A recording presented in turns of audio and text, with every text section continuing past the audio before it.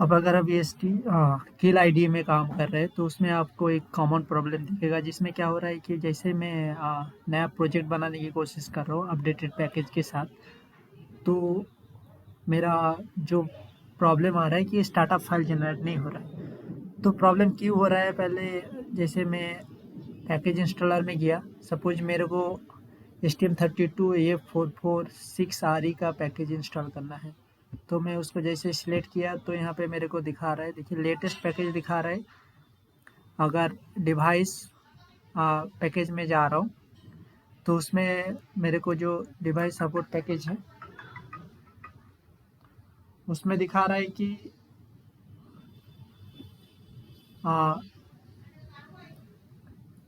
जो startup component है उसको रिमूव कर दिया गया है।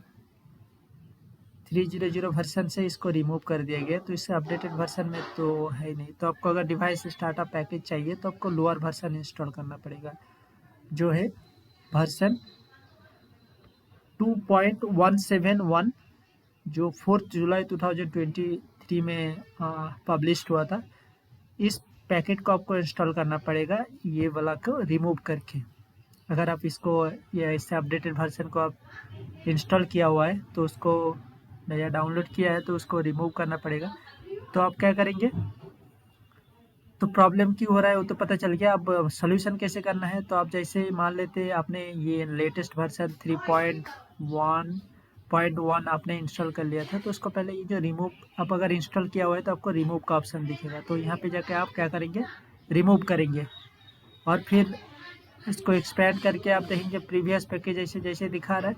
इसमें मैं प्रीवियस पैकेज में मेरे को ये दिखा रहा था, मैं एक्चुअली 2.17.1 जो 4 जुलाई का मैंने पैकेट दिखाया उसको मैंने इंस्टॉल कर लिया, इसलिए इसको आपको दिखा रहा है कि इसको रिमूव करने का। लेकिन मेरे को यही चाहिए, इसलिए आपको नीचे दिखेगा शायद यहाँ पे कहीं पे 2.71 करके, तो आप वहाँ पे इंस्टॉल कर लीजिएगा, लेटेस्ट वर्जन को रिमूव कर दीजिएगा। अब जैसे ये करेंगे उसके बाद आप जब भी आप प्रोजेक्ट बनाने जाएंगे, जैसे न्यू प्रोजेक्ट, आप यहाँ पे कोई एक प्रोजेक्ट का नाम दे दीजिए, जैसे टेस्ट यूट्यूब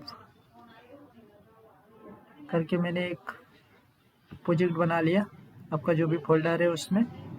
और फिर STM32A446RE मैंने इसको सिलेक्ट कर लिया। सिलेक्ट करने के वजह से ओके मारेंगे तो ये आ जाएगा। और जैसे पहले मेरे को ये डिवाइस स्टार्टअप पैकेज नहीं दिख रहा था, तो मैं अब मेरे को ये दिख रहा है। तो आपको इसमें दो चीज़ सिलेक्ट करना है, एक तो कोर और दूसरा है startup file. Okay, then click okay. और अगर आपको और भी कुछ चाहिए तो आप वो ऐड कर सकते हैं, जो भी लाइब्रेरी चाहिए। तो अब देखिए आपको ये स्टार्टअप फाइल दिखेगा डिवाइस में।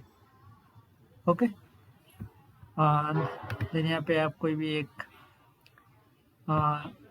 एक सी फाइल ऐड कर लिए, जिसमें सपोज अगर आप सी में कोड करना चाह रहे हैं तो सी फाइल ऐड कर लिए।